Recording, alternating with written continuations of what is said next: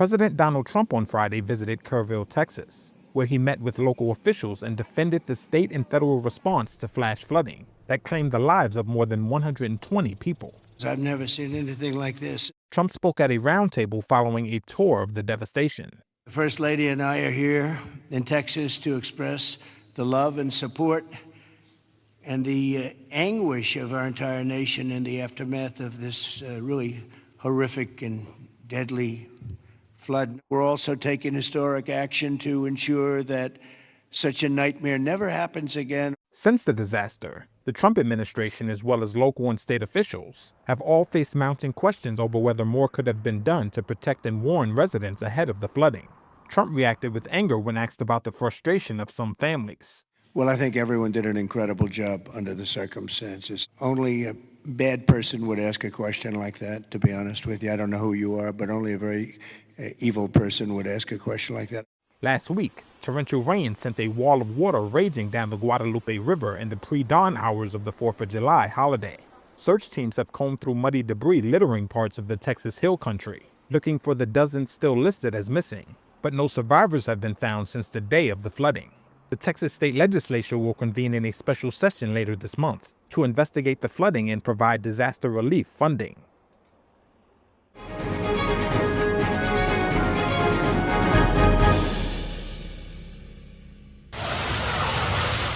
Flames torched an apartment building in the western Ukrainian city of Lviv on Saturday after the fourth major Russian drone and missile attack on the country this month. The pounding targeted western cities and killed at least 2 people in Chernivtsi on the border with Romania. President Volodymyr Zelensky said Russia launched 597 drones and 26 missiles. Ukraine's Air Force said it had shot down 25 missiles and more than 300 drones, as well as jamming over 250 drones using electronic warfare. But officials said western cities of Lviv, Lutsk, and Chernivtsi suffered the most during the overnight attack. In Lviv, on Ukraine's border with Poland, 46 residential houses were hit, along with civilian infrastructure. This resident emerged from the bomb shelter to find her home destroyed. In the bomb shelter, we could hear explosions and drones flying above us, and we saw the destruction on our street. We thought it was somewhere near our street. Then we got a phone call from neighbors who wanted to check on us, and when we returned, we saw the destruction. Russia has significantly ramped up its drone and missile strikes on Ukraine since June. Zelensky issued a fresh call for tough sanctions on Russia and more air defense for Ukraine. The UN Human Rights Monitoring Mission in Ukraine said June saw the highest monthly civilian casualties in 3 years, with 232 killed and more than 1,300 injured.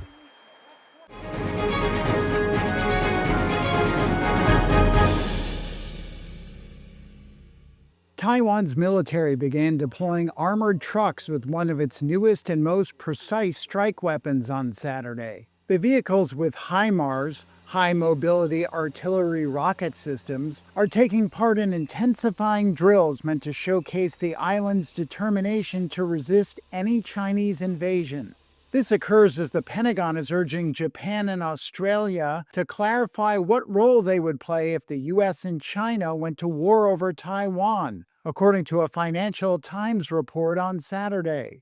Elbridge Colby, the U.S. Undersecretary of Defense for Policy, has been pushing the matter during recent talks with defense officials of both countries, the report said, citing people familiar with the discussions. According to the newspaper, the reported request caught Japan and Australia off guard, as the U.S. itself does not offer a blank check guarantee to defend Taiwan. Colby said in an X post that the Department of Defense is focused on implementing the president's agenda, which includes by urging the allies to step up their defense spending and other efforts related to our collective defense. China views democratically governed Taiwan as its own and has intensified military pressure around the island over the last 5 years, staging a string of intense war games and daily naval and air force patrols around the territory. Taiwan rejects China's sovereignty claims, with its president saying only Taiwan's people can decide their future.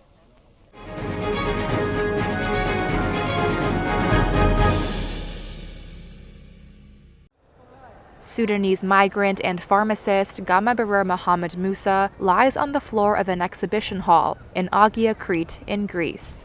He's joined in the temporary shelter by others who have crossed from Libya in an effort to reach Europe. Libya, it means the road to reach Greece. The road, because there are no options. There is no any way to go. Thousands of irregular migrants have been rescued by the Greek Coast Guard off Crete in recent days, according to the Athens government.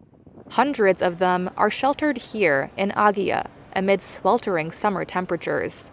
Musa says he paid $5,000 for him and his wife, also a pharmacist, to reach Greece. He fled Sudan over what he said was persecution of those working in medical trades. Right now, I am searching about the peace and safety. Amid the surge in arrivals, Greek lawmakers voted on Friday to temporarily stop processing asylum requests from migrants arriving from North Africa by sea. Rights groups and opposition parties have called the ban illegal and accuse Greece of forcefully turning back asylum seekers on its sea and land borders. The government denies wrongdoing. The law halts asylum processing for at least 3 months and allows authorities to quickly repatriate migrants without any prior identification process. At the temporary shelter in Agia, Musa says he has no intention of returning to Sudan and wants to reach the Netherlands to continue his education and acquire a PhD. He says he is determined to stay in Europe.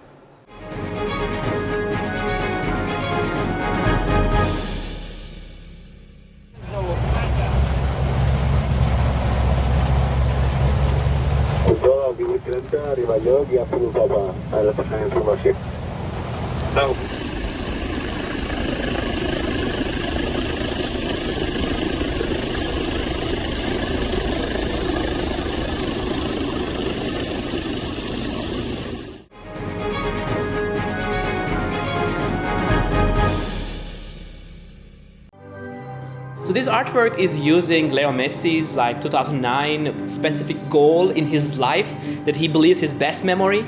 So what we are seeing here is an AI interpretation of his emotions, of his memory specifically. This project is very special because we have the memory, we have the emotion of the person that we are entering into it. And I feel like it's a great way of celebrating the memory itself.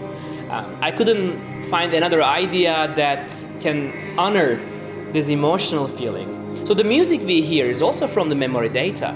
So we are literally reconstructing the memory from sound, from image, from video. So we are making invisible visible.